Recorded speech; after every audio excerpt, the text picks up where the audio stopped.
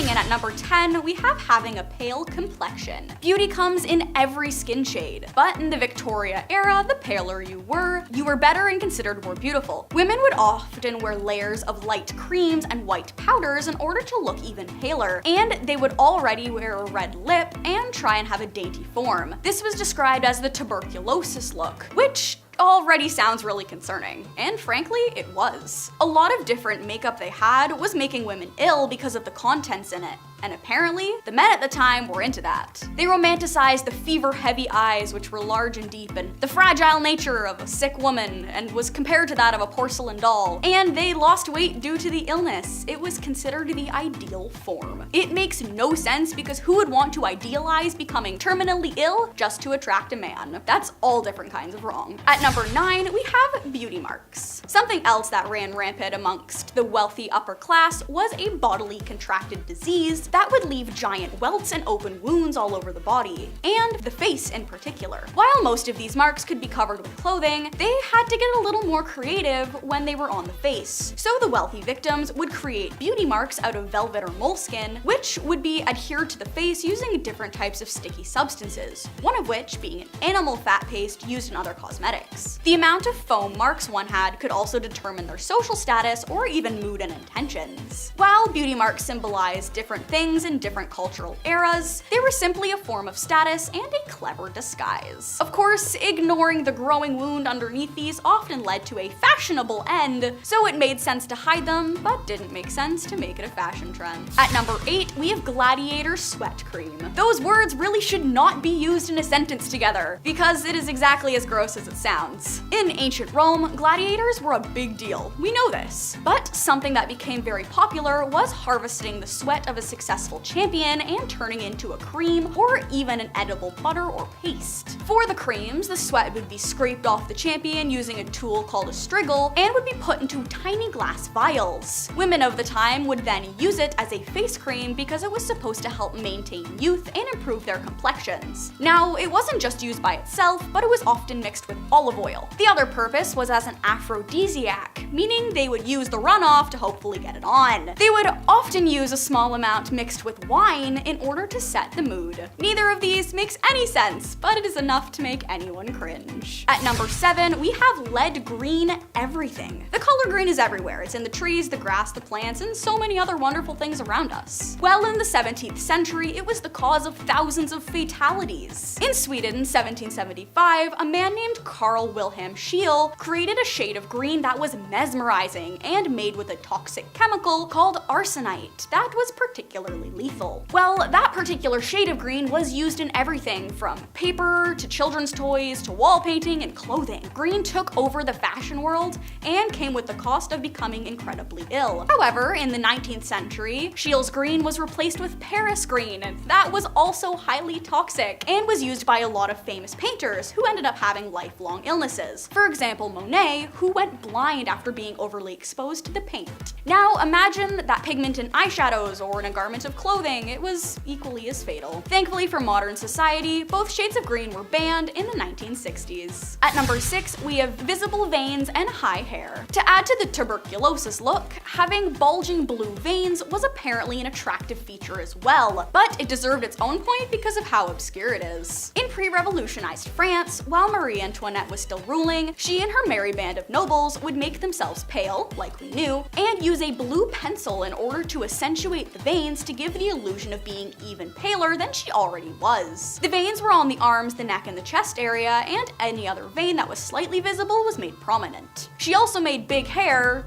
well, big. The bigger the hair, the higher the status. So they would wear large wigs styled with lard in order to appear more regal, when in reality rats and mice would often make their homes in these hairpieces because they were attracted to said lard. Neither of these trends make sense, and it sounds like they were incredibly gross and inconvenient. At number 5, we have the creation of codpieces. So a codpiece is essentially a garment of interesting clothing that was used to cover a man's bits when he didn't want to wear a shirt long enough, or pants with any breathing breathing room. This style was on and off in popularity throughout England and Europe. In the 14th century, extremely tight leggings and short tunics became more and more popular, and men were not scared to give everyone a show. Well, as religion began to gain traction, people who followed were starting to get angry and uncomfortable with the style, seeing as it was deemed immoral. Hence the creation of the codpiece, which became popular as well. They were made out of many different materials like velvet, cotton, and silk, and were often embroidered and bedazzled. Some of these things would also be made into armor pieces as well. While the fashion trend itself doesn't make sense, at least it made people decent. At number 4, we have extremely long nails. In today's world, it's easy to have long nails. You can go to places to get fake ones, and there are different serums and growth oils to help maintain long and healthy nails. In ancient China, you were considered royal or noble if you had long and relatively healthy nails. Having long nails symbolizes not having to do any hard labor that requires working with one's hands. It also symbolized having superior body health because of the amount of nutrition required to maintain nails. Another thing that played a part in nobles having long nails was not wanting to harm or change one's physical body, because if you were chosen to have a healthy body, it was meant to be protected.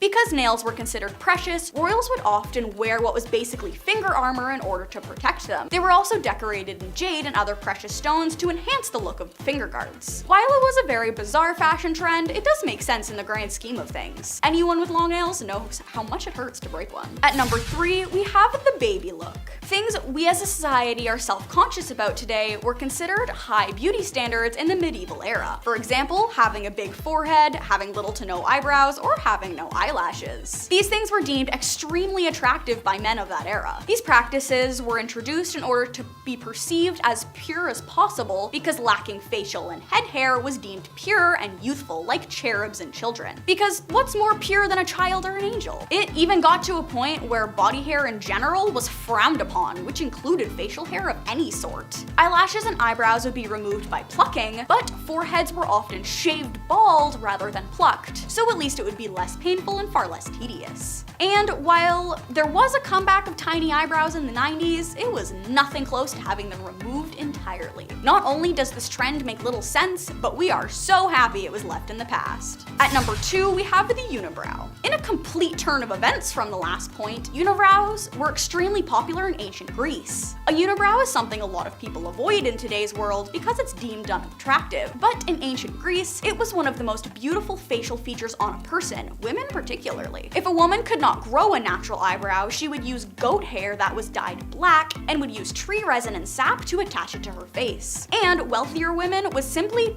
painted on. This was considered a beauty trend because it signified purity and intelligence, seeing as most men of the time could grow natural unibrows, which influenced the way women made themselves appear. Another common theme amongst women in ancient Greece was cutting their hair short in order to appear more masculine to attract men. It doesn't really make sense, but as long as you're happy with how you look, right? And last but not least, at number 1, we have having small feet, also known as foot binding. It was a beauty trend that began in the 13th century and originated in China. Feet of young girls were bound by different fabrics in order to stop them from growing properly, and they would often fold the bones of the toes inward to grow incorrectly and be permanently smaller. The ideal bride was supposed to have a foot as small as 3 inches. The average foot length in North America is 6.5, which is just over 9 inches in length. This was so that they could achieve a look called the lotus foot, to fit into the lotus shoe, which was incredibly intricate and tiny. The higher the status of a woman, the smaller her feet were, which was essentially the mindset, because having large feet as a woman was considered embarrassing. Well, because of this, they would often be unable to walk and would have immense pain throughout the foot more often than not. So not only did the trend not make any sense, it was extremely painful, and it wasn't even banned until 1949. Starting our list off at number 10, the wall climber. Any fans of Spider-Man out there? I've been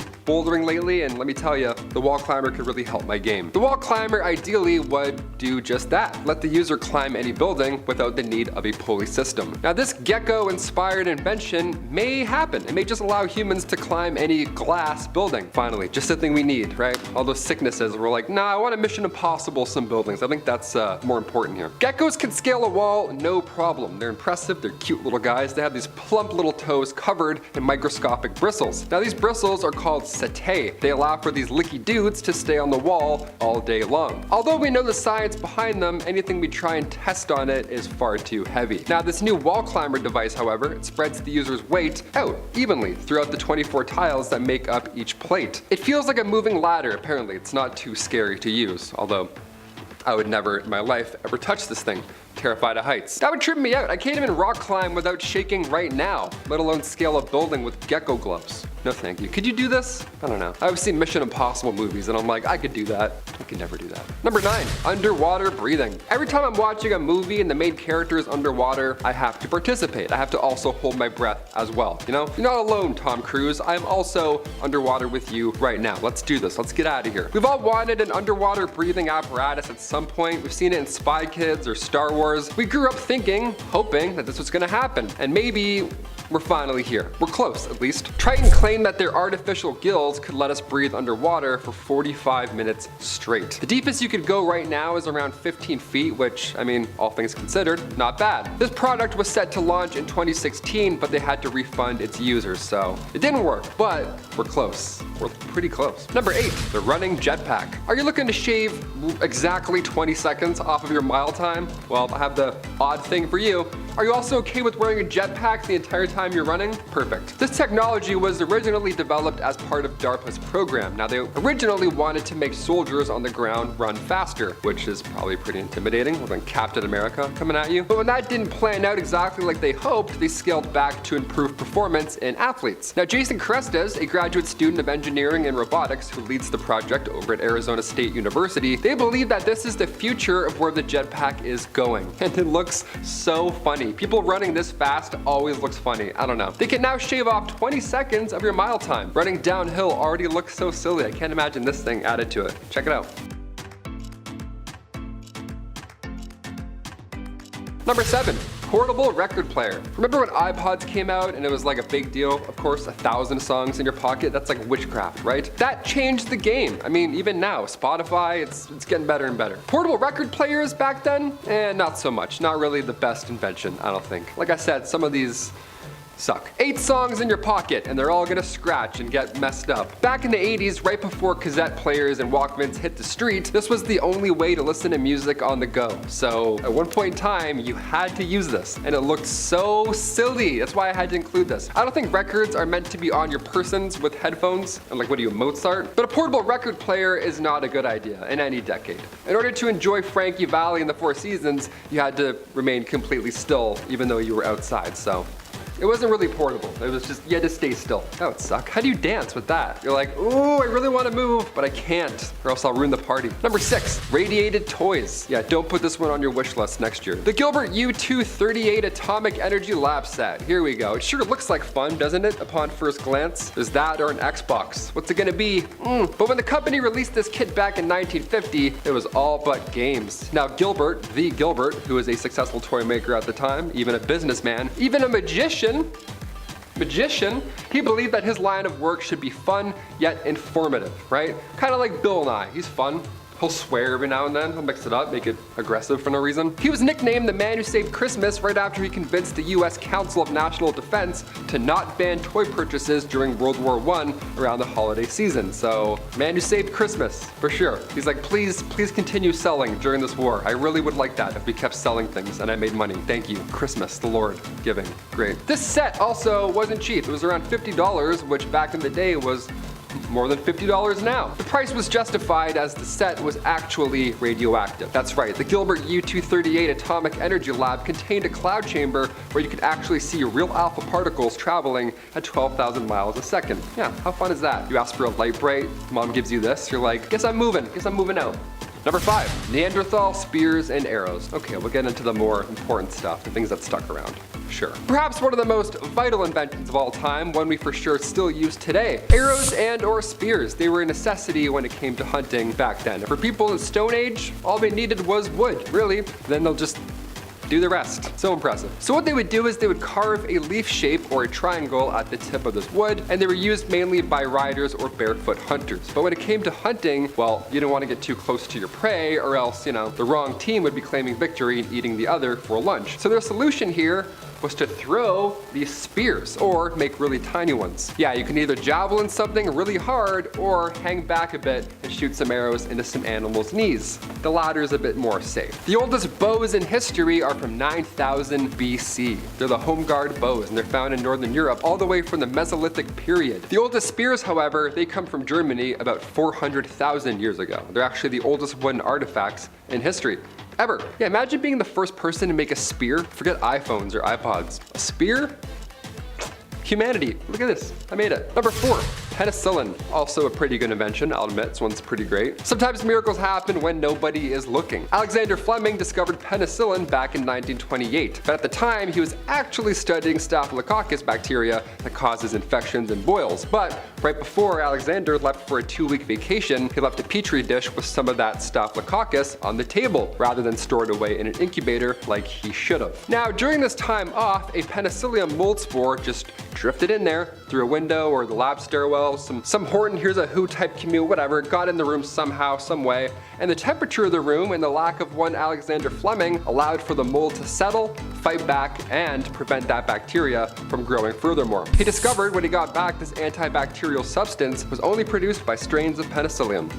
And now we're a little safer because of it, I'd say. Yeah, he did some good stuff. Number 3, earthquake machine. Nikola Tesla. The man, he knew a thing or two about electricity, and legend has it, he made a steam-powered machine that could cause small earthquakes. Yeah, you thought I was gonna say machine where it could sense them. No, he made one that could cause them. A little bit of a villain move, I'd say. Science. Also, I guess that's science too. Tesla's electromechanical oscillator, or earthquake machine as I call it. It's a little more cool. Legend has it he actually did cause a real earthquake back in 1898 in New York. That's an Avengers level threat right there. Can anyone stop this man? It's Nikola Tesla.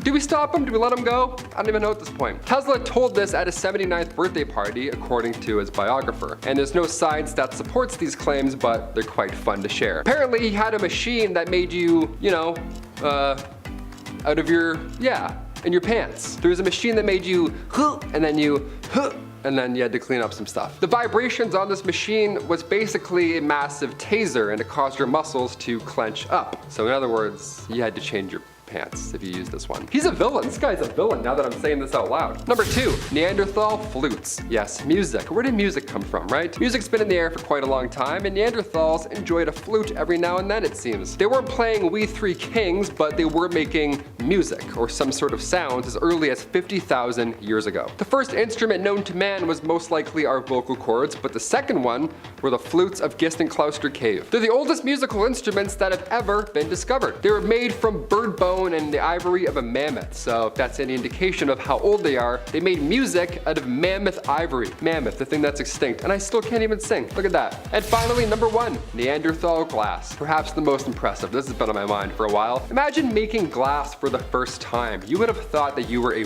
wizard. I watch glass blowing shows now, and I think that they're wizards. It looks like wizardry. It's crazy. The guy that blows the air into it, they gotta have the spotlight on him more. He's doing some crazy work back there. Glass that was naturally occurring, like obsidian for example, that was around and used during the Stone Age. But man-made glass was first used around 6,000 years ago. Archaeologists are pinning Lebanon, North Syria, ancient Egypt, all as the birthplace of synthetic glass. Now the first use of man-made glass were beads. How hilarious is that? Imagine being the first person to rock beads. Oh, the confidence. I'd put them right in front of my door and be like, don't come in. Okay, maybe. No.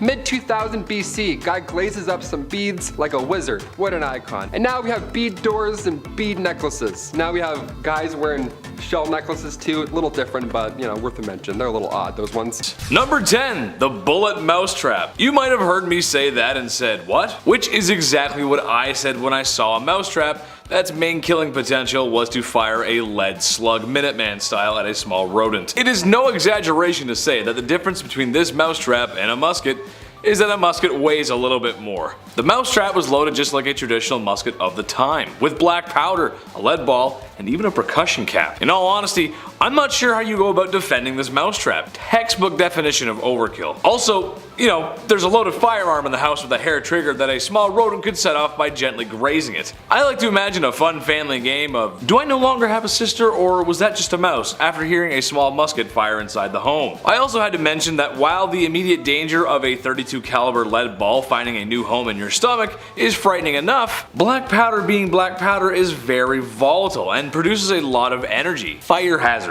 Smokey the fire safety dog does not approve. Number 9. Tea for men. Winding the clock back to the 1800s, you'll find pictures of distinguished ladies and gentlemen. And these distinguished gentlemen have the fullest and thickest mustaches ever grown by man. Much care is needed to maintain such a manly image. So when an established gentleman goes for his morning tea, it would be rather unfortunate to get his mustache wet and ruin his dashing good looks. An invention of the 1800s beckons to solve this issue with the mustache cup. Mustache cups were invented so the chivalrous men of the day didn't ruin their grooming rituals with a cup of Earl Grey tea. The cups had a small porcelain mouthpiece with a smaller hole for drinking, while the main piece would protect the stash. It may sound ridiculous, but it almost looks like a modern travel mug. So maybe they were onto something. Number 8. Nightmare story. I don't know about you guys, but no matter how you present them, dolls are just creepy. Have you ever noticed that when someone has a creepy doll, it's never just one? There's always a bunch of them for some reason. I don't know, I wouldn't want the room to feel safe or welcoming after all. One man in 1871 said, I know, let's make them even creepier by having them move themselves.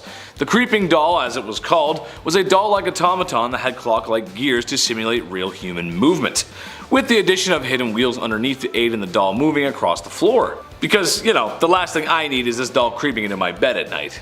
Whew. Number 7. Gee, this cane is heavy. As people began to settle down after imperial monarchies went the way of the dodo bird, it was a good idea in everyone's best interest to limit people carrying weapons. If people didn't have swords, it could make another revolution a little less bloody. But what's that I hear from upper class wealthy people who don't want to listen to the rules that they make? Well, how about concealed and hidden swords? Yep, that's right. Cane swords were a popular fashion accessory in the 19th century. As carrying swords fell out of fashion, royal men needed to take swords with them for self-defense, or so they thought. Even women were concealing these hidden bladed inventions in parasols.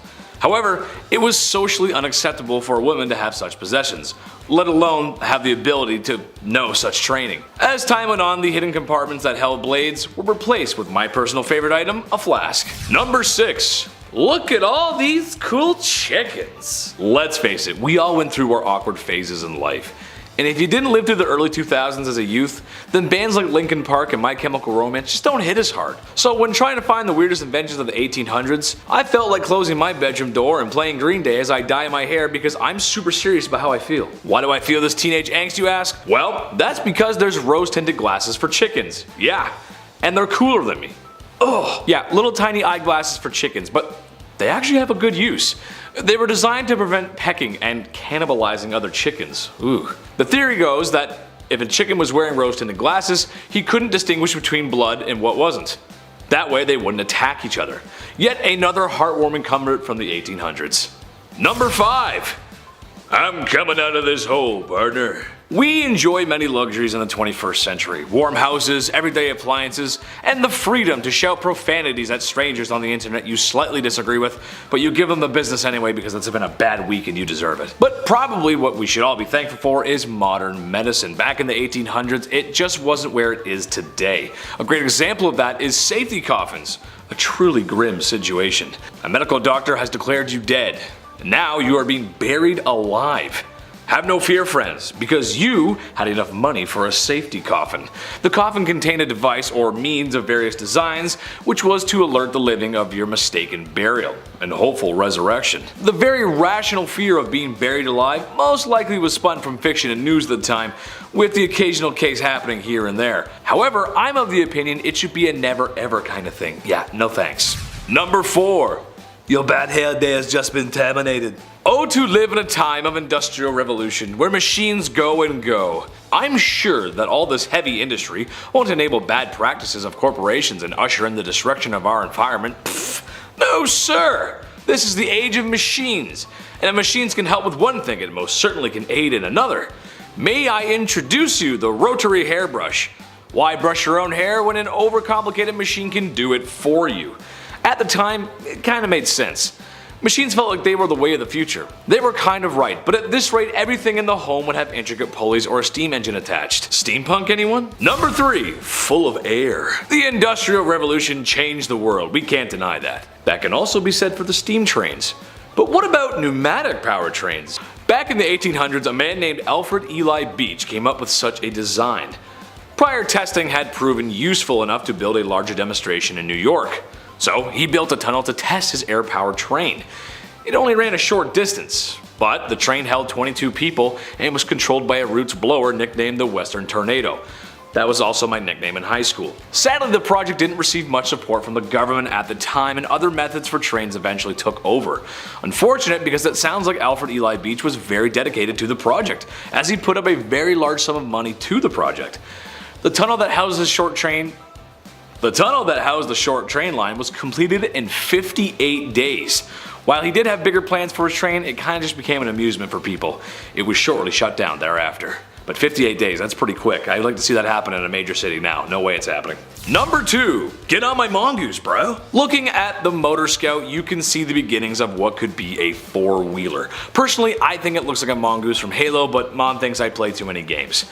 Designed by F.R. Sims in the late 1890s, it was never really meant for off-road terrain, instead to support infantry on smooth roads. Sims, understanding the annoyance of trying to ride your motorized quad cycle while someone is firing at you, placed a Maxim machine gun on the quad to return fire. Which is strange, because usually these things require a team of soldiers to operate. He also added an iron shield for a little extra protection.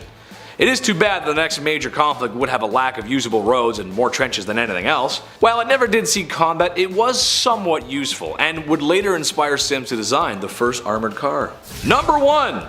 Bro, trust me. Everyone has a favorite article of clothing. For sports fans out there, it could be a lucky jersey, but back in the 1800s there was an article of clothing no British soldier could be without. The cholera belt. What does a cholera belt do exactly? Well, it helps to prevent cholera. I've got good sources, bro, trust me. The running not-so-scientific theory at the time was that any abdominal issues and sickness was caused by a chilly belly. So simply make your tummy warm and voila, cholera has been prevented. British soldiers in India were often given the belts unaware of the biohazard that was an epidemic. The belts were just flannel that basically wrapped around you. It's a good thing we're not superstitious today and would never buy into such ridiculousness. Hey man, did my order of healing crystals come in? I'm getting some bad voodoo vibes at home lately, man. I totally need to cleanse that space, bro. Number 10. Steel cage match, brother. Okay, so it's the early 1900s and you're living in a rapidly growing city. Towers are popping up everywhere, and that means that there's less space for you and your baby to play in. Only if there was a way my baby could get fresh air and sunshine. Meet the baby cage. Yeah, a small metal cage with a tiny mattress for your baby. The said metal cage is suspended on your windowsill, making the baby suspend multiple stories above ground level. This is just a great idea. The idea behind this terrible idea was that the babies need fresh air and sunshine. Providing them with such was thought to improve their immune system and make them healthier. Besides the fact that the only thing separating your baby from becoming the worst rainfall event of the month was a thin metal cage. This is a prime example of why every product should be thoroughly tested and thought about before selling. Eventually, these did fall out of fashion, but in reality this wasn't that long ago, which is kinda crazy to think about. Number 9. Nuclear time. A lot happened in the 1900s. I mean, a lot. Couple wars here and there, the TV, the car. It was a busy century. A century full of discovery and invention. One such unusual invention was the radium dial, watches and clocks that were painted with luminescent paint, making the numbers and dials glow in the dark. Trouble with this new invention was the paint being used wasn't exactly safe, as it was made from radium. For the Breaking Bad nerds at home, radium is a highly radioactive element, even more so than the legendary uranium. So when a factory of women eager to get to work were told they were going to be painting watches with radioactive paint, do you think anyone asked for PPE? Truth be told, not everything was known about radium as it was only recently discovered, but what's so unusual is what factories told these women how to paint the watches. In order to give the brushes a fine tip, the women were instructed to use their lips to keep the brushes in perfect order, not knowing that day after day they were ingesting a very radioactive element. And in some sense of dark comedy, they sometimes had fun and painted their nails and on each other. I mean, it glowed in the dark, it was glow in the dark paint, it was new, it was cool. Over 50 women would become very sick from painting, and 12 sadly lost their lives. Number 8. I'm ready for my close-up. Ladies, this one's for you. In this day and age with social media, loving your self-image can be tough. There's tons of things that makeup companies and media do to make you want to be the people they want you to be. If you buy said product, of course. Well, I'm here to tell you that you don't need all that. You're gorgeous just the way you are, and lately, honey, you've been slaying it. However, this marketing manipulation isn't new, and in the past, most certainly wasn't very subtle. Introducing the Beauty Micrometer, the latest from How to Horrify People Daily. It was actually invented by the famed beautician Max Factor Sr. Hell of a name. This steel cagey device was placed over a poor woman's head, to then mathematically calculate the flaws that would be adjusted using makeup products. Obviously, these are no longer around, and for good reason. I don't even have a joke for that one, that's just weird. Number 7. Back to the Future. During the technological boom of electronics in the 1980s, there was one invention I think is really unusual. Computers, camcorders, and even home video game consoles were becoming commonplace all over the world. People who are familiar with retro Nintendo consoles are familiar with the likes of Super Mario Bros., The Legend of Zelda, or Contra. You may even remember a certain gaming accessory involving a laughing dog every time you miss a duck. What 80s kids might not remember is the Konami Laser Scope. Similar to Nintendo's Zapper, but with 2 key differences. 1, it's a headset instead of a pistol. 2, it's voice controlled, meaning when you come across enemies in game, you have to shout fire to fire in game. The Konami Laser Scope was bold and tried to be ahead of its time, but when taking a good look at it, 1, it makes the user just look ridiculous, and 2, it doesn't work. Reviews for the headset are not favorable and just defeat the purpose of using a headset. Today we have VR headsets that may seem just as ridiculous, but they work, and the use of voice still isn't a primary control used in games today. Number 6. Battleship Woodchip. This is one of my favorites. Okay, hear me out for this one. Back in the 1940s, there was a really super not very fun expensive war happening. Germany, Japan, and Italy needed to go into the timeout corner. But after a while of people trying to put each other in the timeout corner, things were getting super expensive. World War II was fought on all fronts, land, sea, and air. The sea being a key part to the war victory in the beginning of the war. Literally tons of war goods and ships were being sunk by German U-boats every day across the Atlantic. So, in order to cut costs, what if the ships were built out of something cheaper, but just as tough as steel? Concrete, right? Nope, I bet you weren't thinking ice. Or more specifically, sawdust and ice mixed to form pykrete. Testing with pykrete had gone so well that in a super secret general meeting, pykrete was presented, shot at in the meeting, ricocheting a bullet causing another general a flesh wound. Having its defense capabilities proven in the war room, Operation Habakkuk was greenlit, and the Allies were planning on constructing an aircraft carrier made out of ice and sawdust to help thwart the German U-boats. However, this was scrapped, as a boat made of sawdust and ice would really not be much help against a German U-boat. Plus, where do you sleep? Can you cook on there? Way more questions than answers. Number 5. Hello there! Channeling our inner General Grievous, our number 5 spot belongs to the monowheel. Originally designed in the 19th century, it wasn't until the 20th century they slapped a motor on one of these bad boys and did their best escape attempt from Utapau. Sorry, I'm a Star Wars guy. It just looks like the vehicle from the 3rd movie, I can't help myself. In reality, the monocycle is a single-wheeled motorized vehicle where the driver either sits inside the wheel housing or right beside it. Today these vehicles are still around but really only used for entertainment purposes, as the design does have a few issues. One wheel gives balance issues, there's a visibility issue since, well, you know, you're usually sitting inside the wheel, and an issue called gerbling, which basically means if the driver brakes too hard, the inner ring will overcome its own gravity and the driver will do a full loop, similar to how a gerbil spins around on its wheel. Seeing that would make Monday morning traffic a lot more amusing though, I gotta say. Number 4. Deep breath, my equine friend. World War I was the war to end all wars, except for the 10 major wars that came after it. Noted for being the bloodiest and most destructive conflict at the time, it gave humanity a bunch of cool and exciting inventions, so long as they were not being used on you. One of the worst things to come out of the First World War was the extensive use of trench warfare and chemical weapons, or more specifically chlorine gas. Trench warfare was brutal, not only in its barbaric over-the-top charges into machine gun fire, but also in its living. Trenches had terrible living conditions, and were difficult to take from the enemy. Crossing no man's land was no joke. So, to eliminate the pesky enemies entrenched in their trenches, the very cruel chlorine gas was used, causing nausea, violent coughing, chest pain, and corneal burns. Just about everything you'd find on the back of normal medication, right? Gas masks helped when they were available, but unfortunately they were not the only living creatures on the battlefield. This is where our invention comes in. The very depressing invention of the horse gas mask. The idea is the same.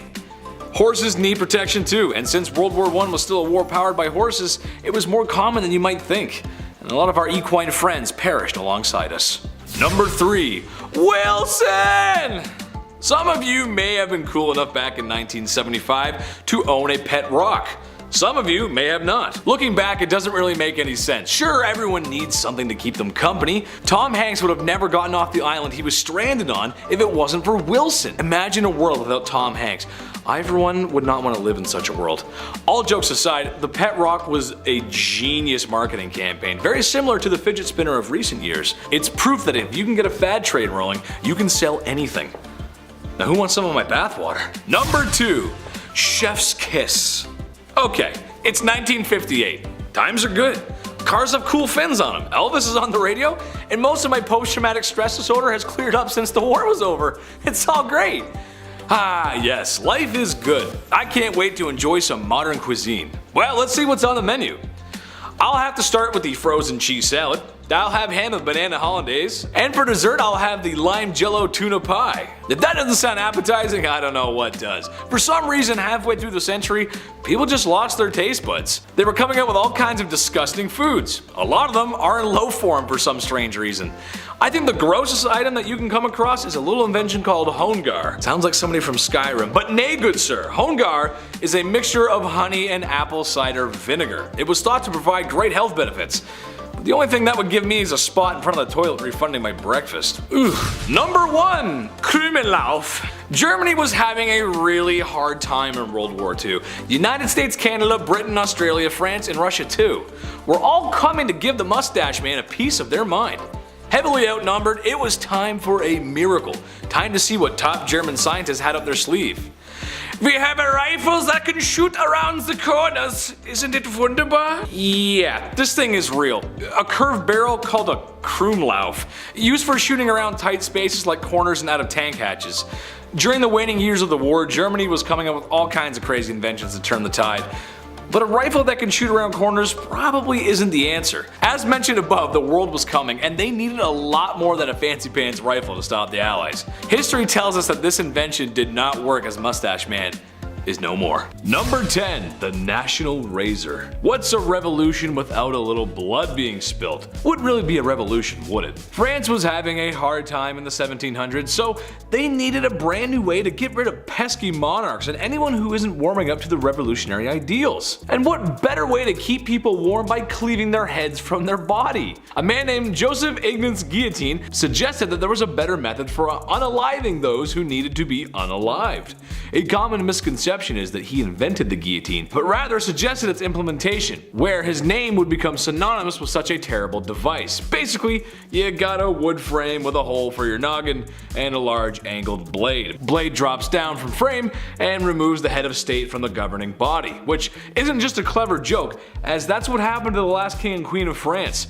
By the time of its invention and the end of its use all the way up into the 1970s, yes, that's right, it was used up until the 70s, thousands of people met their doom to the National Razor. Number 9. Party favors in the sky. When you think of air travel today, you think of lots of space for you and your fellow passengers, meals that are flavorful and affordable. Air travel in 2021 is a stress-free, very organized way to travel. But in the 1700s, these luxuries of the sky were non-existent, as there was no air travel. Any international travel was done by ship, which took months at a time and was not a pleasurable experience, opposite to what was described above. Two French brothers wanted to change this, or rather just get off the ground. The two French brothers, Montgolfier, developed and flew the first unmanned hot air balloon on September 19, 1783. This was shortly followed up with a manned flight by Jean-François Pilote de Rosier. This was a very strange invention at the time, as this was really the beginning of humans and flight. flight. Number 8. Puckle needs his gat. Ever since black powder first made it to Europe and Europeans figured out you could make big gun that go boom, people have been trying to come up with better and faster ways to make gun go boom. In the 1700s, the biggest issue with muskets and cannons at the time was reloading or getting multiple shots off. Loading black powder weapons isn't easy. I'd say ask a pirate, but you can't. Those kind of pirates are all gone now. So to fix the issue of the day, a man named James Puckle invented the very cleverly named Puckle gun. Basically, he just added more chambers of shot rotating around one barrel. Although his idea for the time was genius, in practice it wasn't very effective, as flintlock and black powder are really the main issue. Clumsy, lots of smoke, and does not want to work in less than fair weather conditions. Number 7. Cotton Eye Joe. Dear YouTube gods, I am sorry that history is full of not so cool things, but here at Bumblebee, I'm the queen bee, and I'm here to give the buzz to my sweet honeybees. So in the name of good morals, monetization, and not getting smited, I'm gonna talk about your least favorite S word. Back in the 1700s, America was chillin'. They just beat Britain in a war, which alone could be its own video. They were starting to build their own country, particularly in these southern colonies, using forced unpaid labor that you can't leave. Oh, and your boss can do heinous things to you because he owns you. Their economy was agricultural based and stayed that way for a long time. Tobacco being the number one crop at first, cotton was still grown but wasn't as popular due to the processing of cotton being a very labor intensive and difficult process. This was until Eli Whitney's cotton gin, invented in 1794. The cotton gin was a machine that quickly removed seeds and processed cotton, making cotton a very valuable crop since, you know, the people harvesting the cotton are YouTube's least favorite S word. It's a brutal unpaid workforce. Now that it was profitable, cotton boomed and the South became very wealthy. While not exactly the main reason, the South getting rich off Whitney's design and did somewhat create a divide between the southern states and the northern states, eventually leading to the Civil War. Also, apparently plantation owners didn't pay Eli for his machine and he went broke. Just trashy behavior all around, man, come on. Number 6. Yes, I'm a Russian submarine commander. I actually couldn't believe this one myself, but the submarine was invented in the 1700s. Having designs and plans started in the 1500s, the first real use of a submersible vessel wasn't until 1775, named the Turtle, an acorn-shaped vessel with a crew of just 1. To me, it's just hard to think that in the same century we were beginning to master flight and sea travel. I also can't stop thinking that if there was a water ride that existed, it would be pretty cool if you went underwater in like a pod, like a submarine kind of thing. Just an idea for the mouse and the corporation. Of course, it wouldn't be years until after the Turtle that the submarine would see effective use. Or have a Scottish man play a Russian submarine commander in a really good movie.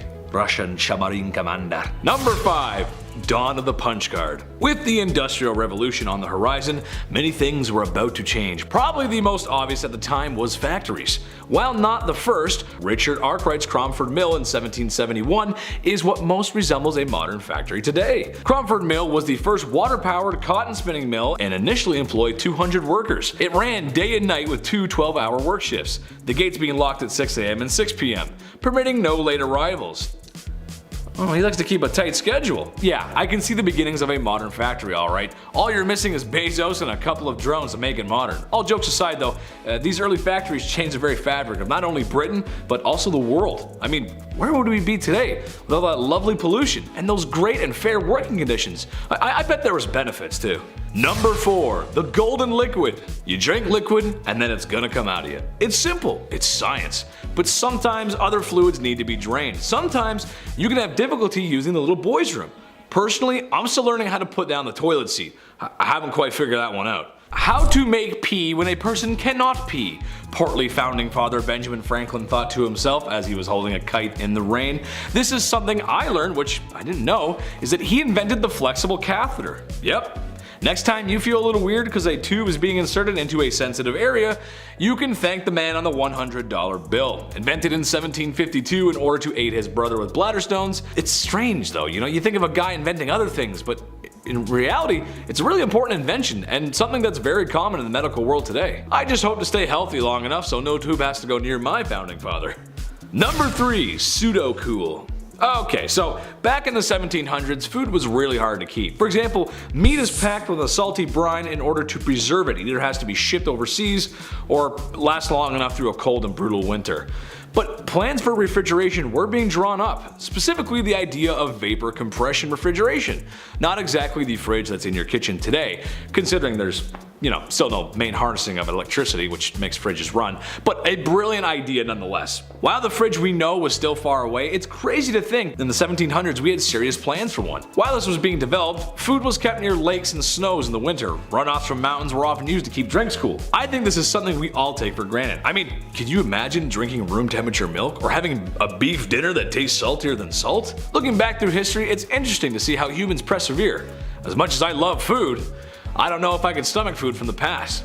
Thank goodness we don't eat anything gross today. Hey man, do you have any canned cheese left? I'm kinda hungry.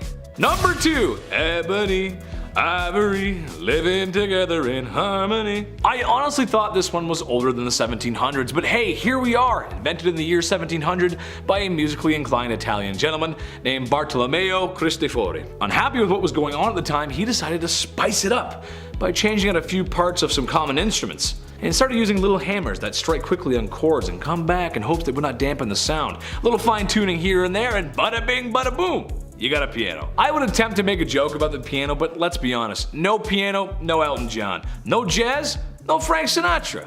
If you're asking me, that's a big problem. Number 1, ABCs. As someone who struggles with reading, this one makes me want to hide under my covers at night. I spent countless hours as a kid learning to read, and oh man, the phonics lessons were brutal. And thanks to this invention, I can blame it all on the 1755 invention, the English Dictionary. Yep, that's right. One of the most influential too. Written by Samuel Johnson, it took 7 years to compile all the words I can't pronounce. He was commissioned 1,500 guineas for the project, which is worth about £250,000 today. Until the completion of the Oxford Dictionary 173 years later, Johnson's dictionary is considered to be the preeminent English dictionary and a huge achievement in scholarship. I mean, you gotta give the guy credit for writing this. Imagine writing an English essay for 7 years.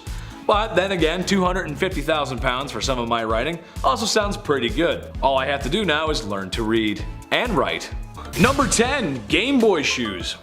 I'm not the most fashionable guy on the planet. I'm just a simple guy who likes simple things. So you can understand my shock, my horror, and my confusion when I saw the Game Boy shoes. Yes, that's right.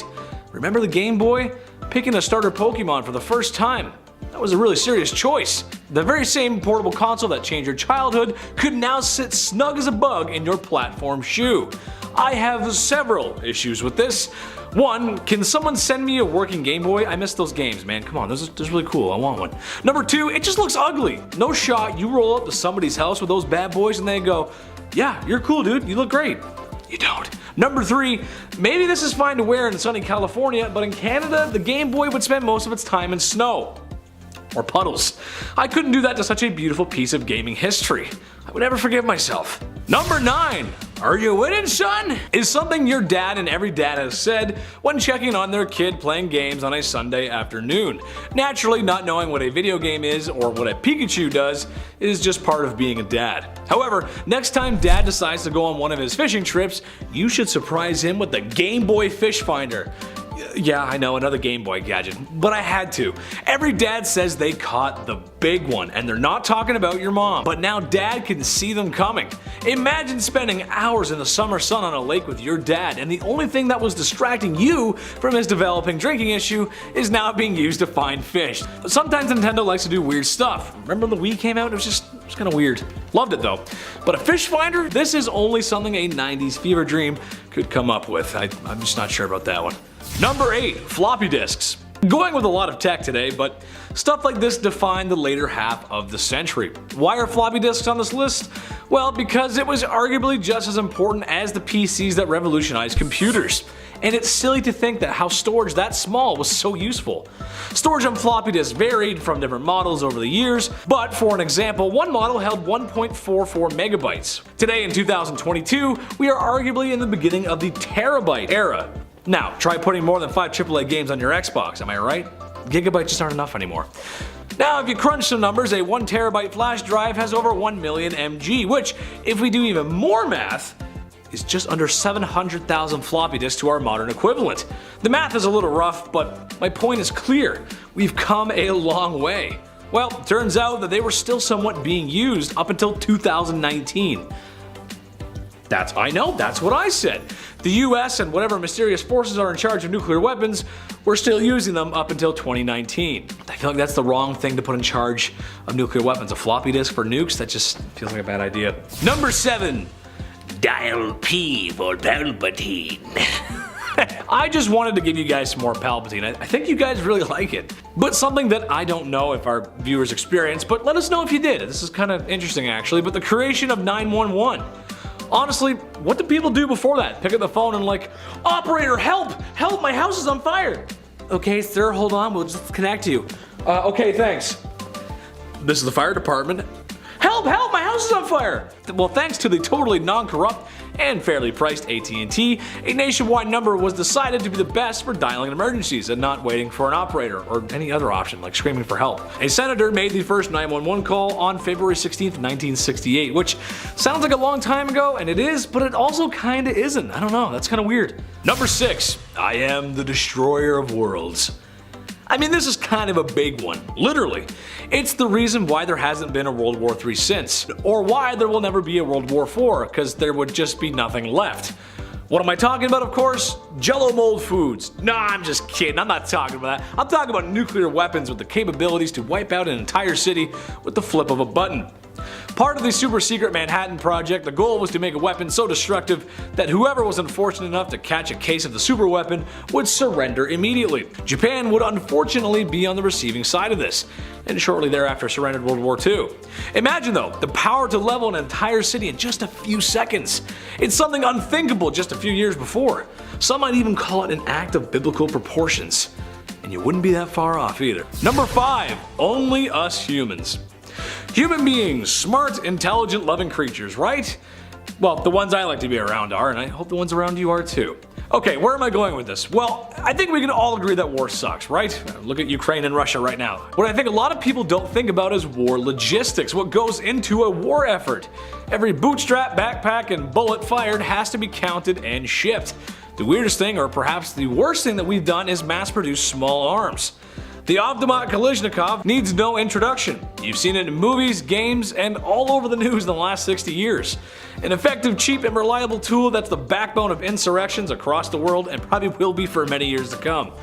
The point I'm trying to make is that we can create and make such beautiful things, but so much time has gone into destroying one another. Kalashnikov is unfortunately really good at doing that. In some black markets of the third world countries, they go for as little as $100 US. It is estimated that of every firearm ever made, 1 in 5 is a Kalashnikov. Number 4, I wanted one. It should come as no surprise that my persona is that of a lumberjack. I like relaxing after a long day. I'm big and I like beer. That's how it goes. While certainly not the manliest man, you'd never find me at a My Little Pony convention. I'm just not going there. Where am I going with this? Well, if you were a young girl growing up, there's a chance you had an easy bake oven. Yes, that's right. I, Big Ched, wanted an easy bake oven, but as a young man, I was embarrassed to have pink. I mean, come on, I can't have pink. It's pink. Even though now I'd be totally fine with pink. I like pink cars. I think they look cool. I was a tubby kid and just wanted some brownies with icing. Can you blame me? No, you can't. However, there is something about giving your kid a little oven that's, well, strange. There's no way I should have been given anything sharp, let alone an oven. Yes, I know they're pretty safe, but still, it's a weird concept and weird thing to bring up in the boardroom for an idea. Guy walks in the room and he's like, kids, ovens, fires, put them together. What do you got? $1 million idea, let's go. Number 3, didn't sell very well, boy. I doubt many people would remember this, and in Nintendo's defense, they usually know what they're doing. Sometimes. I know I'm talking about gaming stuff again, but besides making you guys laugh, it's like the only other passion I have, man. The Virtual Boy. I wouldn't expect many to have seen it since the sales were so poor, since the console was so poor. The Virtual Boy was a 32-bit portable console that was basically a headset, except, you know, there's no straps to put it on your head, but a stand so you can play games while you sit or while you're prone. I guess that would have been cool if there was like a sniper game or something, but for classic Nintendo side-scrolling action, it doesn't really make any sense. The main selling point was the graphics. The Virtual Boy was capable of 3D, which was huge for the time. Except, it was stereographic 3D and monochrome red. Watching footage of the gameplay gives me a headache just looking at it, so I can see why laying down on your living room floor for a while, playing it, would just suck. It just wouldn't be good. Number 2, electronic cafe. This is going to sound weird to anyone born after 1995, but there used to be internet cafes. Yeah, I know, there's some that still exist, but it's just a weird concept. Hi, come on in where you can order a coffee and browse the World Wide Web with your sticky keys. And that's not because of a typo. There's just something about sharing a PC with the whole city that rubs me the wrong way. Because I know for a fact there's some dudes in there who are rubbing themselves the wrong way in the cafe. In the 90s when PCs were becoming a mainstay in homes and offices, some folks just didn't have one yet. Or if they did, had full access to the internet. Do you remember the dial-up sound? Ooh, sound of nightmares. So coming to a place to access such modern technology made sense in the 1990s and even the early 2000s. However, in 2022, when everyone has a supercomputer in their pocket, not so much. Smartphones are really cool. It's actually pretty cool technology. Number 1, the infomercial king. Not the first to do it and won't be the last, but he may be the best. As a kid growing up in the late 90s, watching TV on a Sunday afternoon made a few things certain. I was going to have my snackies and juice. I was going to ponder what a house hippo was. I was going to be yelled at by a man with enough charisma to use OxyClean. Yes, the famous infomercial featuring the late Billy Mays. There was just something charming about his performance that made you want to clean stains easily. Infomercials are a way to shove products down your throat. Call now, but wait, there's more. 3 easy payments of $19.99. Sell, sell, sell. With infomercials, they aren't just selling you a product, they are selling the infomercial themselves. It just wouldn't be as effective if the ShamWow guy wasn't weird about his peanuts on ice cream. That's just how it goes. Number 10, extinction. Neanderthal history dates back to around 430,000 years ago. We've always thought that their extinction was caused by some sort of event, some catastrophic wipeout of some sorts, you name it, and we're trying to pinpoint it every day. Not every day, but you get it. There's a new Netflix documentary called Ancient Apocalypse where Graham Hancock explains this very event. What wiped out early humans, and rather, what's left of them. Very recently, a human tooth was discovered in a cave in southern France. Now, this tooth in question is from 54,000 years ago. Now, up until this point, we always thought Neanderthals went extinct around 40,000 years ago when modern humans started to roll in. But this new discovery could mean that the two species may have coexisted at the same time. Imagine that, you're going to work, you see a Neanderthal, you're like, hey, what's up? This is an odd 10,000 years, cool. Did modern humans wipe out Neanderthals? Maybe, I mean probably. Are Homo sapiens to blame for the extinction of Neanderthals? That would be crazy, imagine that. Meanwhile, I'm over here like, hey, hit that thumbs up button, cheers. Species are wiping out each other, this is crazy. Number 9, Craftsman. It doesn't matter how far back you go, art will always be around in some way, shape, or form. Literally, Neanderthal craftsmen would carry with them a pouch, and it would basically be a vandalism pouch. They could just go around and draw anything they wanted. And inside of it includes lithic flakes, sharp rock flakes basically to cut anything at any time. You had with them scrapers as well, which would be used to cut animal meat or carve wood. Pressure tools were also in there as well to sharpen said other tools. Just the first ever tool belt, essentially. Now, Neanderthals would use hard rock knapping and use striking techniques, and sometimes they would carve art. Neanderthal carvings were discovered in Unicorn Cave over in Germany recently. Archaeologists found 50,000-year-old deer bone with patterns carved into it with said tools. So either these guys were bored or they were expressing themselves via art. Number 8. Food supply. Hunting looks challenging today, let alone thousands of years ago. I'm sure a crossbow helps, but back then, not so easy. Neanderthals would of course have to hunt in order to eat and survive, but just what did they eat? Hardin Tartar hinted at their diet, and that diet being mussels, dolphin, seal, and tons of plants. Now this came to light after part of a seal's jaw was discovered in a Vanguard cave in Gibraltar. Now the jaw in question had man-made cut marks from tools that I mentioned earlier. So now we have a full picture. Now we can put a date on it. Number 7. The Pit of Bones. The Pit of Bones. Classic, great name. Located in northern Spain. Yeah, first of all, what a horrible, scary name that is. Imagine pitching this to the wife for a family trip. Yeah, we're going to the Pit of Bones. Grab your sandals. It's gonna be great. Since 1976, well over 6,000 human fossils have been collected from the Pit of Bones. They found around 28 individual Neanderthals in total, so maybe the Pit of Bones is actually a great name after all. Kind of nails it, I guess. The skeletons date back to around 430,000 years ago. Now, in terms of facial features, these are for sure Neanderthals. We can confirm them. Neanderthal lineage confirmed. Very old. That's so old. I can't even imagine. Number 6, spears and arrows. Perhaps one of the most vital inventions, and one that we for sure still use today, is that of arrows and spears. They were a necessity, of course, back then when it came to hunting, and for people in the Stone Age, well, all they needed was wood, really. They would carve a leaf shape or a triangle at the tip, our modern day arrow, and they were used mainly by raiders or barefoot hunters. But when it came to hunting, you didn't want to get too close to your prey, right? Or else the wrong team would be claiming victory and then eating the other for lunch. So their solution was to throw these spears, or make really tiny ones. One of two. You can either javelin somebody really hard or hang back and, just shoot a big dude with an arrow. One of the two. It's gonna be a lose-lose probably. The oldest bows in history are from 9000 BC. Can you believe that? And they're home guard bows. And they're found in Northern Europe all the way from the Mesolithic period. The oldest spears, however, they come from Germany around 400,000 years ago. They're actually the oldest wooden artifacts in history. Imagine being the first person to make a spear. Forget iPhones. A spear? Buddy, you're a genius. Number 5, medicine. You can only imagine the various injuries Neanderthals would have, right? Hunting down a mammoth or a bison 3 times the size of you, yeah, odds are you're gonna get a bruise or two. More than fair. So what did Neanderthals do at this point?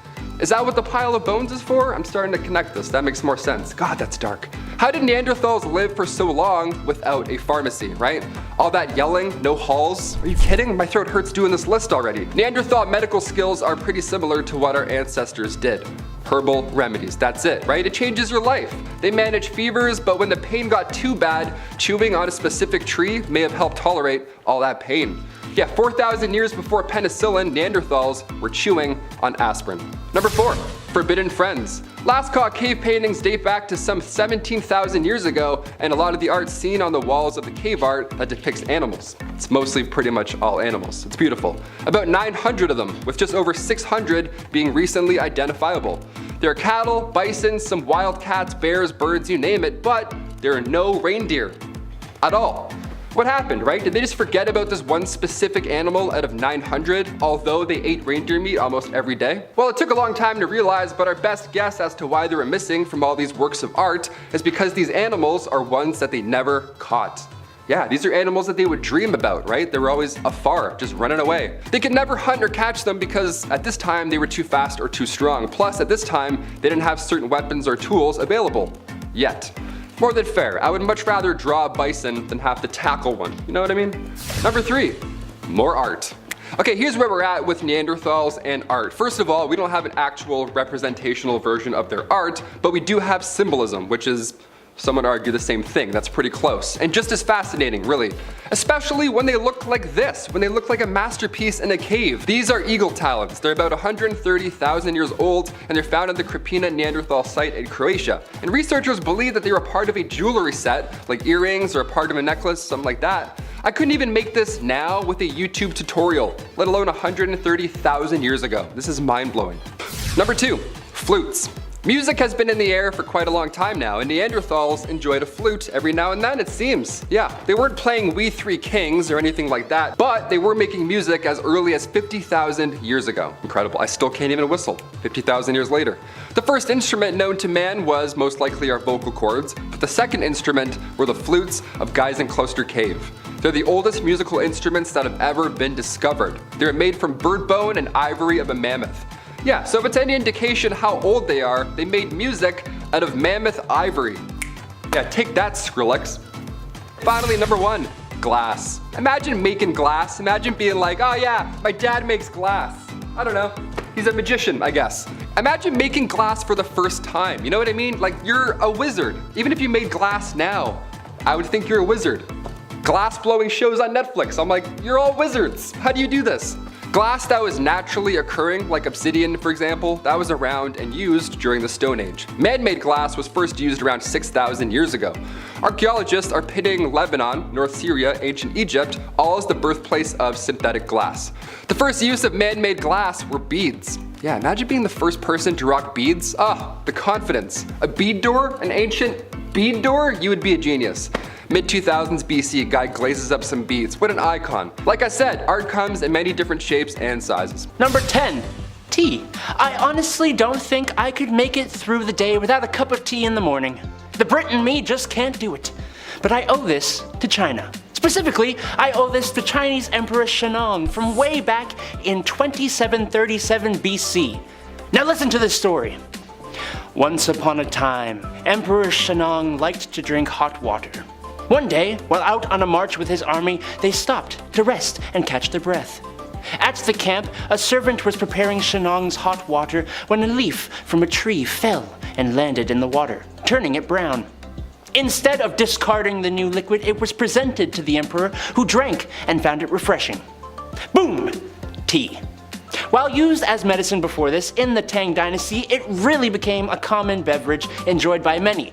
This time period from 616 to 908 AD also saw the Book of Tea, written by Lu Yu, which contained ways to cultivate tea, tea drinking, and different classifications of tea in details. Thanks, Lu Yu. You the best. Number 9, compass. Avast ye all drunken sailors, and maybe Jack Sparrow, depending on how long the trial lasts. We'll see how it goes. The invention of the compass hails from the ancient land to the east. I learned again today. Who would have thought? Who would have thought? Not me. Way back in the Han Dynasty, the first use of the compass was accomplished with a lodestone. For those who forgot what that was from their grade 4 museum field trip, tisk tisk. It will be on the test later, as well as some vocabulary in English. A lodestone is a naturally occurring magnet and aligns itself with the magnetic field, brother. While only used for land at first, it wasn't long before it made its way onto a boat, where it's speculated it was traded off into the Islamic world and eventually the West. My only experience with the compass was in Minecraft, and it doesn't point north, it points to spawn. Boy, did I learn the hard way. Number 8. Movable type printing. Fun fact! The first book with a verifiable date of printing appeared in China in the year 868, or nearly 600 years before that happened in Europe. While the printing press would come much later in Europe, the idea of being able to print identical copies without handwriting began 2,000 years ago in the Western Han Dynasty. You see, before this point, if you wanted to pass on the good word of your religion, or teach somebody something, or tell somebody about the past, or give secret little I love you notes to each other, you had to either do it by word of mouth or handwriting. Gross. Then, in the previously mentioned Han Dynasty, people began stone tablet rubbing, which evolved into carving words and pictures onto a stone board, lathering that bad boy up with ink and pressing it onto paper. And boom, that's printing. But then, in 1041 to 1048, a guy named Bai Sheng carved characters on identical pieces of clay which he hardened by baking, resulting in pieces of movable type that could be stored and used again later. And now we have printers. Innovation, am I right? Number 7, gunpowder. Okay, sure, we all know what gunpowder is and what it does. After all, what's a soldier without his blam blam? A cowboy without his big iron? Or a pirate ship without cannons? I'd argue those things are nothing without that. However, I'd like to think of a more peaceful use, and not just because YouTube sweats when I bring up pistols. I remember a long time ago where my father would get a bucket from the Shmome Depot. He'd fill it up with sand, and we'd walk to a secluded part of the suburban area and launch fireworks. Sometimes we'd launch them into the streets, but that depended on how much rye he had. Depends. At least there was a bucket. Safety first, right? Well, none of that would have been possible without the invention from China. Gunpowder was invented by Chinese alchemists in the 9th century. Originally, it was made by mixing elemental sulfur, charcoal, and saltpeter, potassium nitrate. The charcoal traditionally came from the willow tree, but grapevine, hazel, elder laurel, and pine cones have all been used in the process. Number 6. Deep drilling. The province of Sichuan in ancient China, yes, like the sauce, was landlocked and about 1,200 miles from the sea. Because of that, they ain't got no sea salt. So, in order to get salt, the ancient Chinese from around the 2nd century BC developed drilling technology to get brine from deep in the earth, which naturally forms from evaporation of ground saline water. Look at that, we're all learning today. Salt is obviously quite an important resource, but the boring and drilling technology only got better and better, resulting in more and more resources to be found, like natural gas, which could be used as fuel. And in the 11th century, the Chinese had the technology to be able to drill those suckers up to 3,000 feet deep, which is pretty deep in case you did not know. Number 5, silk. I for one was always too broke to afford silk, especially after fireworks. Those bad boys are super expensive. Silk was an important thing in ancient China for the main reason that they invented the process of harvesting silk and were keeping it an ancient Chinese secret. Now, when you have a stockpile of a very valuable raw material that nobody else can get their hands on, and you have a stockpile of the finished product of which is a quality of clothing no one else can match, well, you're gonna be quite wealthy. Well, I don't need to pitch this in the Shark Tank. It's time to start selling and trading, and that's just what China did. This was a very profitable trade, so it got its own road, or roads. The Silk Road wasn't just one. The people who were buying from China loved it so much they wanted their own instead of paying exuberant prices. But it took them a long time to figure out what the process actually was. They thought it grew on trees. Comes from Number 4, acupuncture. Have you ever had acupuncture done? Have you ever had acupuncture done? I've done. Neither have I. Let us know in the comments. I want to know if it actually works. When I was looking up this topic, it was called pseudoscience and said that there was no actual scientific proof that it works. Whether it does or doesn't, the practice of acupuncture is ancient. We know this from a less ancient book called the Neijing that was written around 305 BC to 204 BC and was the earliest book of Chinese medicine we know of. It was also called the classic of internal medicine of the Yellow Emperor. Who was the Yellow Emperor? Well, that would be Huang Di, whose period lasted from 2697 to 2597 BC. And this guy, this emperor, revolutionized the practice of acupuncture. So all of that was a very long-winded way of saying that acupuncture as a practice has been around for more than 4,722 years. Look, writing videos is hard, okay? Just give me a break. Number 3, earthquake detector. Earthquakes are a big problem. It's an issue in California as they're still waiting for the big one. It's a problem in Pokemon, when the gym leader I thought was going to be easy surprised me with an earthquake and like one-shots my team. And it was a problem in ancient China. I've already experienced one before myself in real life, and if I had to describe to anyone what it felt like the ground was a waterbed. Some of you are probably not going to know what a waterbed is, but that's what it felt like. Well, it was so much of an issue that Zhang Heng made the groundbreaking invention of a seismometer, a device that can detect ground movement. It can't predict them, but it can tell you where they're coming from, using vibrations and tiny balls that would fall into frog-shaped cups depending on which direction it was coming from. Something that goes hand in hand with the compass from earlier. Interesting. Number 2, beer. First tea, now beer? Oh, wait, no. First beer. The earliest recorded consumption of beer was in China 9,000 years ago. I could kiss these people. 2 of my favorite beverages. That's it, I'm moving back in time to ancient China. Only this beer wasn't exactly the same as the kind of beer we would think of made of barley. They used rice, hawthorn, honey, and grapes to make their beer. This 4 or 5% alcohol was mentioned in inscriptions from the Shang dynasty, so that would be 1600 BC to 1046 BC. But pottery from around 7000 BC contains traces of this same kind of alcohol. That's before even the Egyptian pharaohs. And 3,500 to 4,000 years before the Sumerians created the Western modern-day interpretation of beer. The liquid was known as zhu in Chinese and is often used as a spiritual offering to the heavens and the earth or to ancestors. And you know what? It still is, baby. Number 1, paper money. The Jiaozi currency was the first time in history we used paper money. The stacks, the wad, the dough, the shkarol, the Benjamins, the Bordens, dead presidents, and the bread. There's no greater feeling than walking into a mall with a wad of cash, is there? JCPenney, here I come.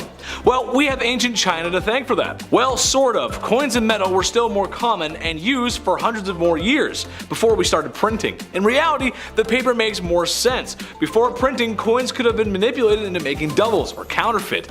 There wasn't a press yet. But with paper, it could be issued certain identifiers and used for certain things. The problem with the Jiaozi money is that it wasn't backed by anything. So it did cause a little bit of what my generation knows too much, inflation. Starting with the K car. Oh yeah, these babies saved early 80s Chryslers from financial decimation. Remembered fondly for being front drive, inexpensive to produce, and absolutely plebeian, this efficient series was versatile and it had many variants. It was designed to be an economy car car with limited engine choices, primarily a dinky 4-cylinder engine claiming between 30 and 40 miles per gallon. The K car was the basis for multiple Chrysler vehicles once the launch of the Reliant and Aries standard entry-level vehicles pulled them out of the financial ground a little bit. There were the Dodge Aries, the Plymouth Reliant, the Dodge 400, and the Chrysler LeBaron. By the mid-1980s, however, the decision proved itself successful, with over 50% of Chrysler's profit coming directly from the K-car brands. Naturally, you could give it the classic 80s do-up. The snazzy wooden belt around the outside, the CB radio, the Landau roof, and even velour bench seats with button tufting. Ah, the 80s. As disrespected as it was versatile, the lowly K-car spread its plebeian roots and survived until 1995. For those of us who didn't see it in person, you most definitely have in movies and TV such as The Breakfast Club's Red Dodge Aries and the cool Chrysler LeBaron convertible in St. Elmo's Fire. Turn your lawn into a Trojan battlefield by playing Lawn Darts, a game where you punt a 4-inch metal spike with a handle across your lawn and ideally not into your neighbor. Childhood. Alright, so this nightmare product didn't origin in the 80s, hell it wasn't even from the 70s. Lawn darts go as far back as 500 BCE Greece and are obviously inspired by the battle and hunting weapon a spear, which is known to be given a charging or spinning start before being thrown. They were banned in 1970 initially by the Consumer Product Safety Commission, but the manufacturers challenged the ban and a compromise was reached wherein a lawn dart could no longer be marketed or sold as toys or in toy stores and had to contain the following warning. Not a toy for use by children, may cause serious or fatal injury, read instructions carefully, keep out of reach of children. But it's the 80s when children could do and did do whatever they wanted with reckless abandon without any supervision. Naturally, this was the time lawn darts became a booming trend once more and fell into the hands of the irresponsible. There are 3 known deaths relating to lawn darts. The father of one victim made it his mission to get the game re-banned. His campaign had the Consumer Commission re-evaluate the injuries and deaths lawn darts had caused, and oopsie, they had misidentified how many injuries there were that had to be updated in statistics. Turns out from January of 1978 to December of 1986, lawn darts were responsible for an estimated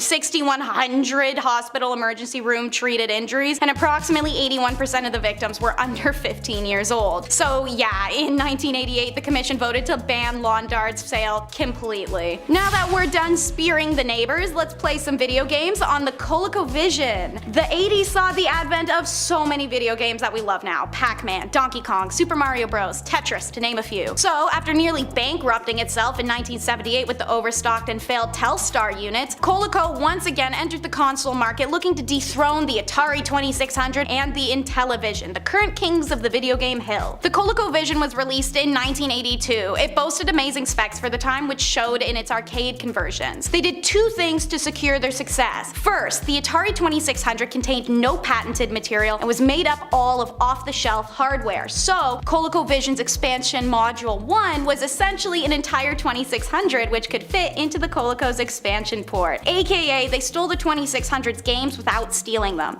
This gave gamers access to Atari's large library of games on a newer, better device and fueled interest to swap over to the console. Secondly, Coleco reached out to Japanese-based company called Nintendo, paying $250,000 for the rights of super popular arcade game called Donkey Kong, which would become the pack-in game with the console. Between its release of August 1982 and the Christmas that year, ColecoVision sold more than 500,000 units. The console actually only went out of use when the manufacturer just shifted focus to computer games. How about we do some arts and crafts? We can use puffy paint. Back in the times where custom clothing wasn't as easily orderable online, puffy paint was amongst the hottest ways to adorn your garb with personality, alongside fabric markers and bedazzlers and airbrush and tie-dye of course. But puffy paint took it up a notch. Unlike 2D markers and overdone rhinestones, this paint went on wet, and as it dried it lifted to become quite literally puffy. Different levels of puffy could be achieved with different paints. Really sucked when you wanted a giant pink flower to be puffy, but giant puff didn't come in pink colors. It was even better if it was glow in the dark, since visiting a roller rink without some kind of glow fashion was practically a crime. Now you could match your favorite roller skates during disco hour. Yeah, puffy paint truly turned your favorite shirt into a 3-dimensional work of art, and it only started cracking and peeling off after the second wash. Amazing. A sleepover favorite was the horror hotline fad. Hotlines were a big thing in general during this time. Even kids channels were advertising calling in to talk to your favorite cartoon character for a credit card fee that would have your parents ready to toss you out of the house. Horror hotlines in particular popular though, those were huge. They were generally 900 numbers, a premium high-rate telephone number that is charged by the minute. These lines didn't become profitable for the average person to run until 1987 when AT&T launched a national call program allowing people to make money privately off of 900 numbers. Prices were often set up at $2 for the first minute and then smaller but still substantial sums for each minute afterwards. For horror stories, this is perfect. You could keep your listener on the line, building anticipation and fear in a story that keeps them hooked, willing to pay another few cents just to hear the end. Some examples of these numbers were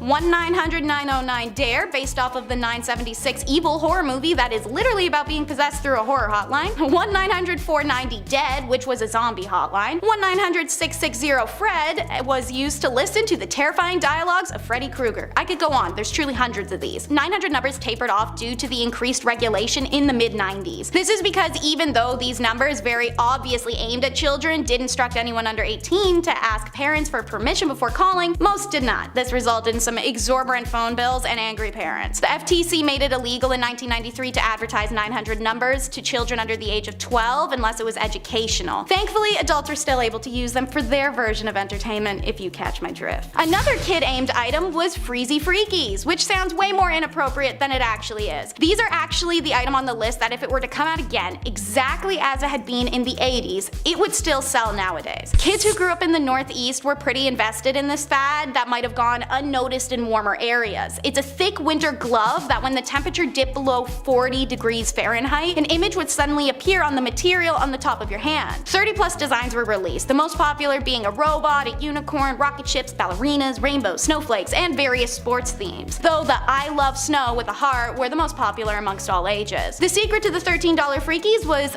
thermochromic ink, a temperature-sensitive dye that's being used in mood rings and heat-sensitive food labels and can appear translucent until it's exposed to warmer temperatures. At the height of Freezy mania, the manufacturer was moving 300,000 pairs of gloves per year, and while Freezy Freakies lasted well over a decade, by the 1990s things had cooled. Color-changing ink for coffee mugs or beer cans was more common, wearing down the novelty, and knockoffs had also grabbed licensed cartoon characters, which the Freezies were never interested in pursuing. Regardless, they're still available for purchase today. Taking it from the back 40s to the small screen, it's a duck hunt. Quite literally. Like said, there was a lot of video games coming out in the 80s, but Duck Hunt was unique. This game is what popularized light gun video games, games where you can use a real prop to interact with the screen. At the time of its release in '84, Duck Hunt was pretty much the first of its kind. The game was released for and by Nintendo, first as an arcade game, but then a launch game for the NES system in North America in '85. You would use the CRT television for my youngins, that's the big curved one that takes up like 4 cubic feet and has a green haze over the screen your parents could use to suss out if you're lying about watching TV before they came in the room, and the NES Zapper to shoot ducks appearing on said screen. They'd appear 1 or 2 at a time and you'd only have 3 missed shots before you're out. You hit the right amount of ducks, you're on to the next level. I played this not too long ago on an old CRT myself, and nothing says entertainment like being 2 feet from a screen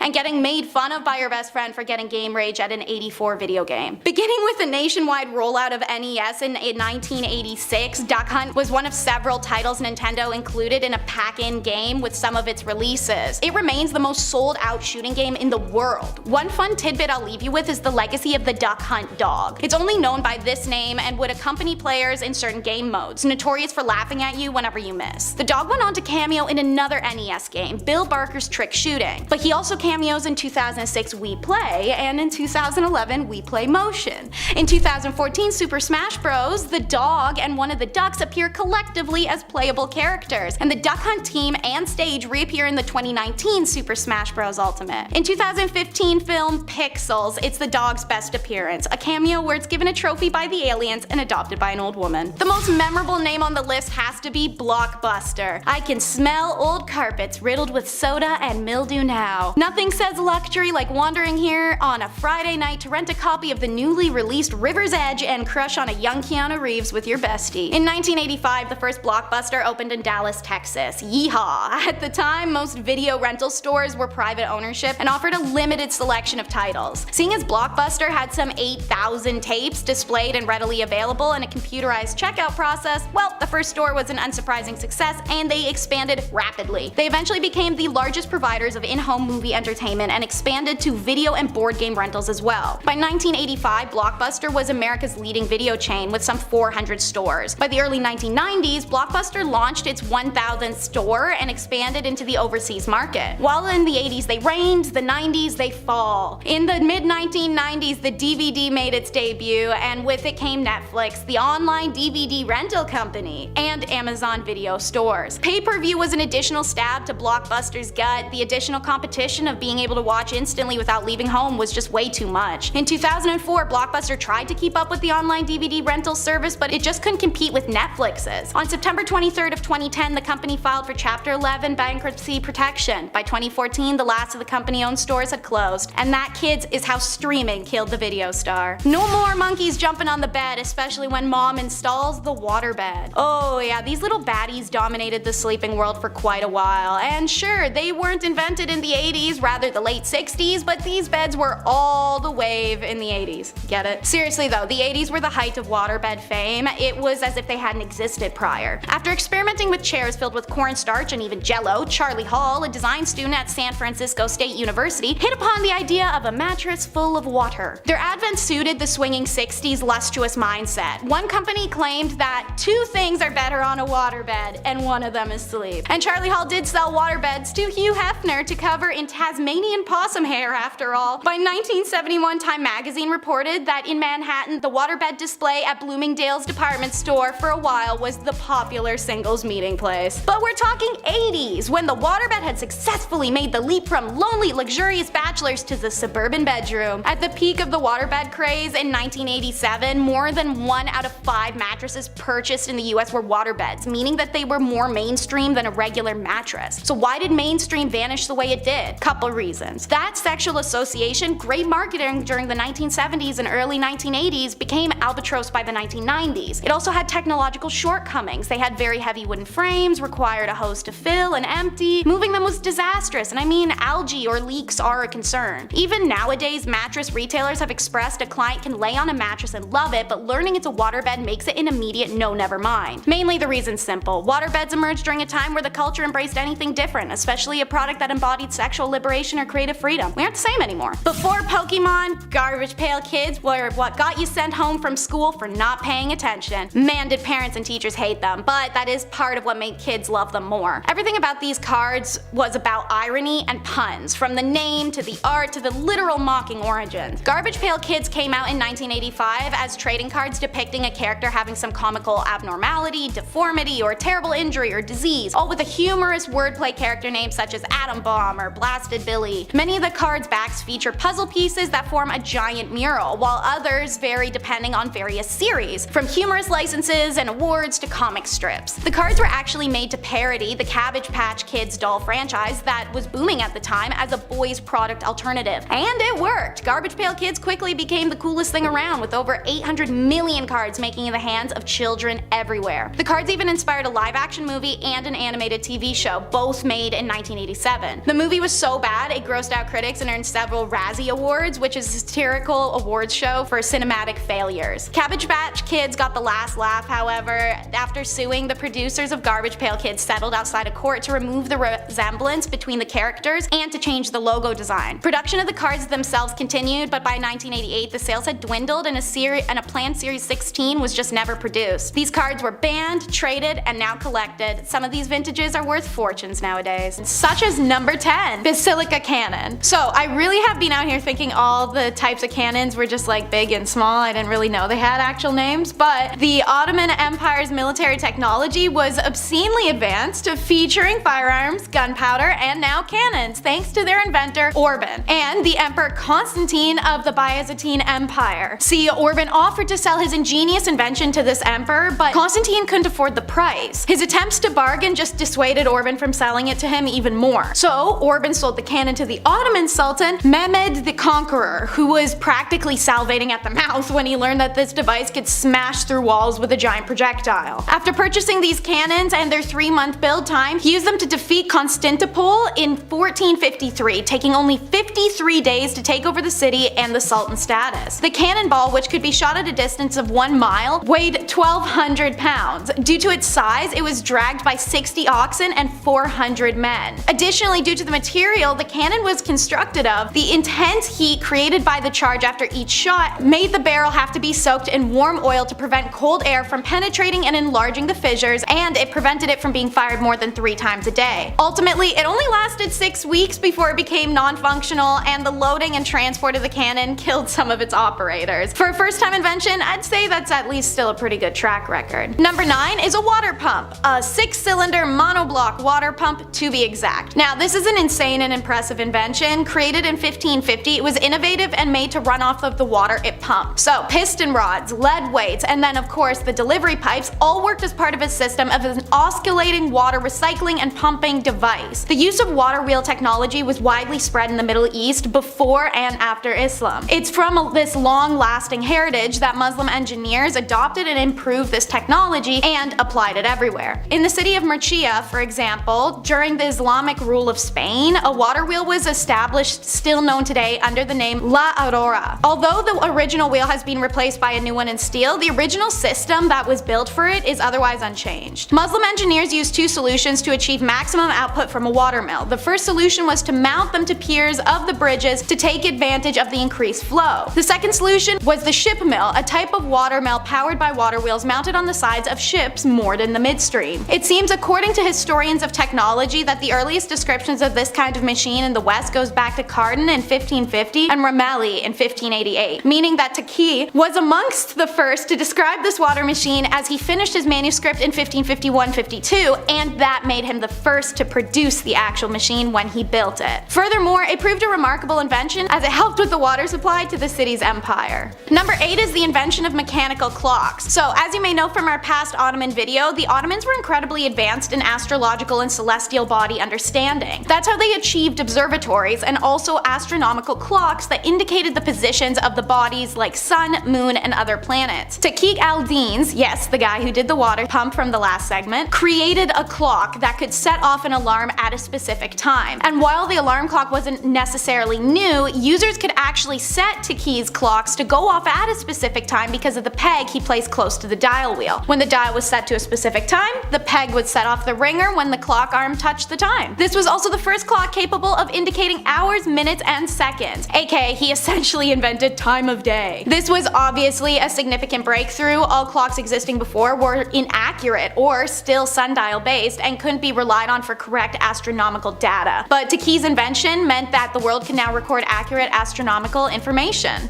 Logos are number 7. That's right, they've had a long journey to what they are now, with glowing neon signs, the branding on our jeans, the image on your favorite soda can. All of it is traced back to the Ottomans and their invention of tugra, an imperial trademark where writing takes picture form to denote a branding. How this started, according to legend, was an illiterate sultan who had followed the sacred practice of the sultan's silence, but he could also not sign. So, in order to tell his name, he once dipped 3 fingers in ink and then impressed them on a page. As a result, 3 lines are virtually unchanged and remained in all Sultan tugras to come. All of their tugras included the 3 lines as well as 2 ovular loops on the side and the Sultan's name, his father's name, and the phrase eternally victorious. While all tugras had those features, they were all changed and unique to each sultan. All sultans as well as princes would have their own tugra, which court artists created anew with each ruler's succession. Perhaps the best historical examples are not so much the very similar sultan logos, but the kind of graphic symbol tugras used by the Ottoman officials on documents, coins, and other objects, as well as to mark buildings. Pastrami is gonna be number 6 because why not? Meat preservation outside of North America's indigenous clans goes back to the Romans and the Huns, but the Ottomans' take on it has become a widespread comfort food. Here's how. The Ottomans advanced meat preservation methods by slow drying quality meat, oftentimes beef, goat, duck, or mutton, with days of smoldering or pressure, then further preserving it with herbs, spices, and of course salt. There are even records of making pastrami by placing the meat in saddlebags where it was pressed against the rider's legs as they rode. So the result was a jerky-like meat, deep in color, strong in flavor. Because of the spices used and the meat's portability, the recipe migrated along the spice route of Eastern Europe before landing in the lap of Romania, where an adapted version of the recipe traveled with Romanian Jews to Lower East Side New York when fleeing persecution. Jewish Romanians began to make this preserved deli meat with beef beef as it was the most available. And due to the advent of refrigerators, they were also able to use a weaker salt brine and develop a softer form of cured meat, which was finally named pastrami. The current version in Turkey is made by rubbing beef in salt to cure it, drying it in open air for several days, and covering it with a thick spice rub. Original to its tougher, jerky origins. Forward date bank checks are number 5, because its continuation has caused modern day Turkey to have a relative immunity to the global banking crisis. This practice actually came to be due to the Quran chapter 2 verse 282. The verse is quite long, otherwise I would quote it directly, but instead I will summarize that all debts must be kept in writing, on paper, under the written guarantee of 2 witnesses and with an expiry date, rendering every citizen to a bank and creating paper money when these debt papers were transferred. To ensure the fairness of any documentation, it's one of the only times where 2 women could actually substitute for 1 man as a witness. This is to guard against the possibility that one witness may marry the other. But this practice is actually banned in the West. While there's a lot of debate as to why, the main opinion is that it was simply the Westerners being mad or confused about how something worked in a region that wasn't theirs and banning it in their own, like how the Vikings being clean was slanderous to Brits. No matter what, the Turkey banking infrastructure saw pure benefit from this forward dating. Number 4 is medical tools. The Ottomans contributed hugely to modern medicine and the understanding of conditions, something we'll talk about a little later in the countdown as well. Ottoman surgeons, yes, they were doing surgeries way back then. They were first using bamboo shoots, shells, and even their cleaned fingers as their surgical equipment. They learned how to stimulate bladders externally to help surgical patients relieve themselves as well, like a human catheter. For these reasons, the Ottomans, with their stash of precious metals, went to work inventing forceps, scalpels, pincers, lancets, and the catheter itself. All of the modern versions of these listed surgical items are direct recreations of the Ottoman Empire's, advanced to be suitable in our modern times. Also, usually thrown away after one use. Additionally, I'd be remiss not to mention how they inspired modern medicine by establishing the first hospital and health centers. But wait, there's more. The healthcare was then divided based off of patient sex and treated them completely separately, even training female physicians to try and aid in the comfort of female patients in a male-dominated medical field. They also adopted the holistic approach to treatment. They believe that when a person is sick, it affects the total being, including the physical and spiritual aspects. Number 3 is data protection laws. So similar to the forward date checks, this little thing has made a huge difference in the long run. The Ottoman Empire was extremely complex in terms of its multiple legal systems and hundreds of ethnicities and religions. So they began to document everyone and everything and base records on them, preserved in a Shari Deftered record book. Obviously, this data had to be correctly entered and double checked with whom it was about to ensure its accuracy. Obviously, this employed many people to do, and there was even developed control techniques and cipher shorthands to make the process quick and efficient and detailed. On top of that, if a page was to be ripped, removed, stained, torn, anything that created an inconsistency or damaged records, it was punishable by death. Ottomans developed multi-religious, multi-ethnic governmental system where each community had its own legal, educational, and social services. Nothing like that it was really the same in our modern world. Meanwhile, tucked away under cities, in museums, and in government buildings are millions of books waiting to be decoded, read, translated, and analyzed at the Ottoman archives. Number 2, we revisit what I promised, psychiatric care. Revolutionary is a great word for the Ottoman understanding of mental illness and disorders. Nowhere else was this level of understanding really found at the time, which was over 20 plus diagnosable mental illnesses that they named, wrote descriptions for, and learned how to treat. Now obviously they're different from our modern terms, but they're actually very accurate and symptoms were well recorded. Some are incredibly descriptive, capturing conditions we see today such as BPD, depression, insomnia, but also things like sleep apnea, epilepsy, and dyslexia, and so many other more conditions. Even nicotine, alcohol, and opium addiction is documented. These classifications are found in the Ottoman medical manuscripts between the 15th and the 18th centuries. A majority of neurological illnesses are mentioned under the title of diseases of the head, and this is because illnesses caused by a central peripheral nervous system were, well, physically in your head, so they felt it counted with mental illness. So, knowing what they did, the Ottomans catered to it. They built separate health facilities for people with traumas and mental illnesses where they were cared for and looked after until their release or until they passed. These properties had gardens, recreation activities, books, songs, and lots of access to fresh water and beautiful scenery. All of these items were believed to return a person to themselves so that they may feel whole and healed again. Music also played a factor in healing. In fact, music therapy is number 1 in our countdown. The Ottomans believed that the cosmos were created by the word ka, as ordered by the universe's creator. This means that the beginning of the cosmos was started by a sound. So because of the belief that God was comprehended through a spoken word or sound that were also perceived as a letter, the essence of existence is believed to be a sound. Letters were believed to be the representation of human essence as a result. This correlation played an important part in the belief that music therapy might re-establish the upset harmony of a patient, creating a sane balance between body, mind, and emotions. Patients suffering from certain illness or the emotions of persons with certain temperament were expected to be influenced by specific modes of music. Certain makams, musical notes, were prescribed for therapeutic purposes. Modes put into patterns, songs, were believed to express special meanings. Though there are about 80 Turkish modes, usually only 12 were prescribed in therapy in accordance to the limitation of the related theories of cosmic elements and numerology, as it is in the Islamic and ancient sources. From old texts we can deduce the kind of music which was supposed to cure a certain kind of disease or create certain feelings and favor certain behaviors, though musical modes of those days are not the same as the ones we know today. 10 will be all about how one magic stone has a whole lot of uses. It's the Viking Sunstone. This stone was said to accurately pinpoint the position of the sun even through a cloudy, stormy, or twilight sky. To quote an explanation, when you're looking through the sunstone, you are not looking for colors but for shadows. If you draw a dot on the top of the crystal and look through it from the bottom, then 2 dots will appear. If you hold the crystal up to the sky and rotate the crystal until the 2 dots have the exact same intensity or darkness, at that angle, the upward facing surface indicates the direction of the sun. The oldest sunstone that could have been used for navigation was found amongst a wreckage of a warship called the Alderney, which sank between England and France in 1592. Archaeologists made the assumption that this crystal was used for navigation because it was found about a meter away from another navigation tool. So in other words, speculations, because it could have been a paperweight for all we know. But it was in the Raoul's Pater, which is written in the 12th century, that's used to support the navigation theory. A story from King Olaf Haraldsson II, set in 1030 CE, tells how he was visited by a rich and wise farmer.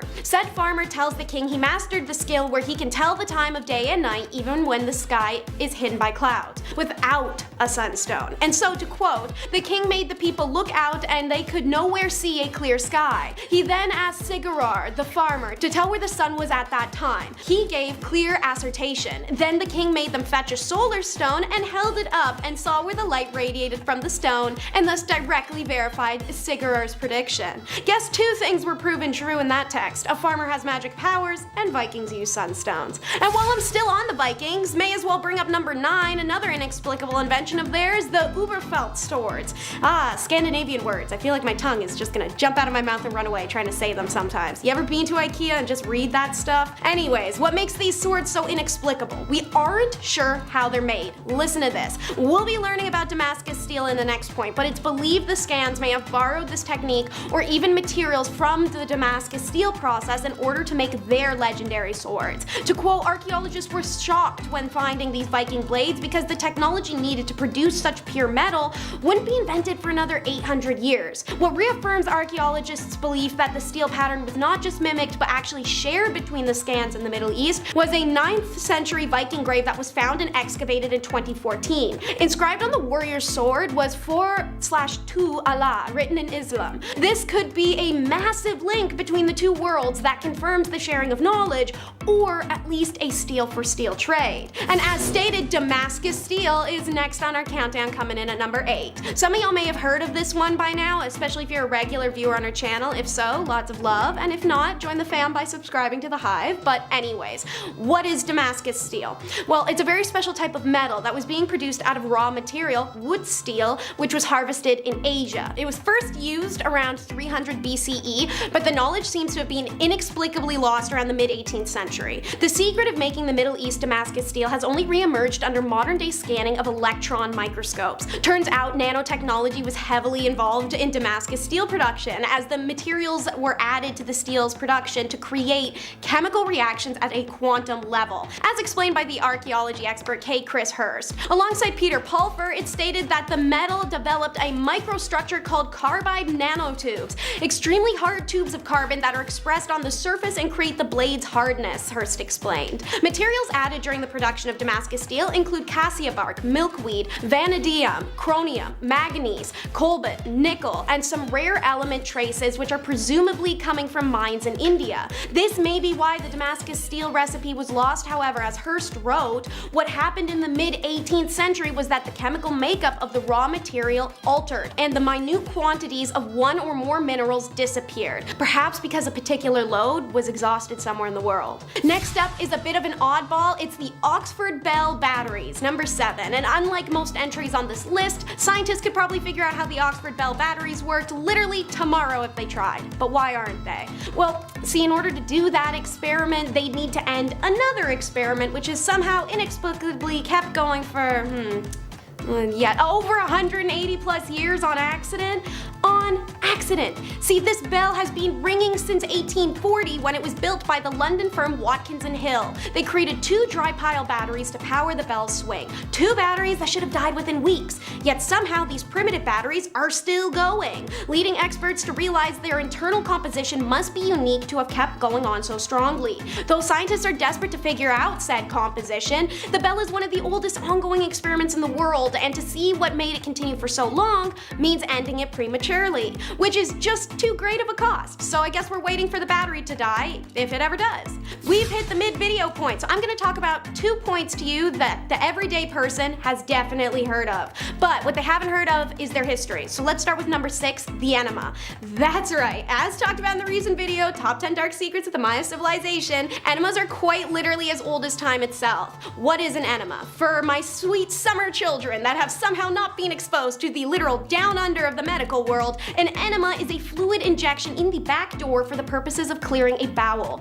However, cultures in pre-Columbian times and quite a few others did use it for ingesting substances to get a quicker effect. The earliest medical text in existence, Egyptian Eber's Papyrus of 1550 BCE, mentions the enema, which they believed was invented by the god Thoth. The Olmecs, who predated even the Mayans, used enemas for rituals as well as for disease, as did the Mayans, as documented during the colonial period, e.g. in the Florentine Codex. Heck, in Parisian society, they were doing enemas as many as 3 a day. Louis XIV was said to have taken over 2,000 in his lifetime. Enemas were known in ancient Sumeria, Babylonia, India, Greece, and China. The indigenous of North America, even though far removed, independently discovered them as well. In fact, there's hardly a region in the world where people did not discover or adopt the enema, and as a result, we can't actually say who invented it first and who shared the information with who. It seems as a whole society collectively agreed we should put some stuff back there and see what comes out. The second one you've heard of, and I'd be worried if you didn't, is feminine hygiene, number 5.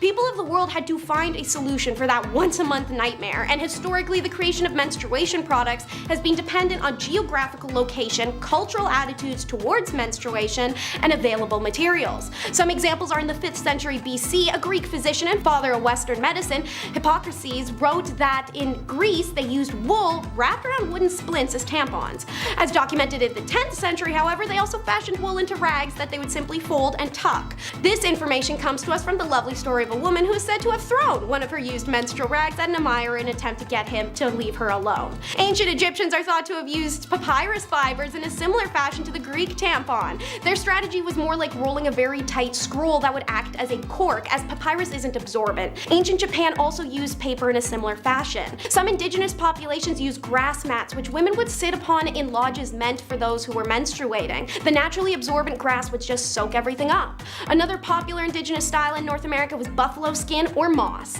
And last but not least, in ancient Chinese culture, sand or dried grass was tightly packed and then wrapped in fabric before being used as a pad-like device for protection, although ovular versions of this were made to be inserted in a tampon-like fashion. All in all, just like our last point, multiple cultures conjured up their own solutions for menstruation, and many of them were decomposable. It's not possible to know who made them first as a result, but it's quite obvious everyone had their own answers. Next up is an invention that Mythbusters couldn't even figure out. It's the heat ray, number 4. Greek mathematician Archimedes is one day sat down and dreamed big, and what he developed from that was the heat ray weapon that defied, as mentioned, even the skills of Discovery Channel's Mythbusters to replicate in 2004. This weapon is quite simple. To quote, it's quite literally ranks of polished bronze shields reflecting the sun rays at enemy enemy ships. The ships were moored within the bow and arrow range, and according to legend, the Roman ships burned by the collective condensed sunlight shining from these mirrors. Ship after ship in the Roman fleet caught fire and sank into the Mediterranean. Although Mythbusters failed to reproduce this ancient weapon and declared it a myth, MIT students succeeded 1 year after the MB experiment in 2005. They actually managed to combust a boat in San Francisco Harbor.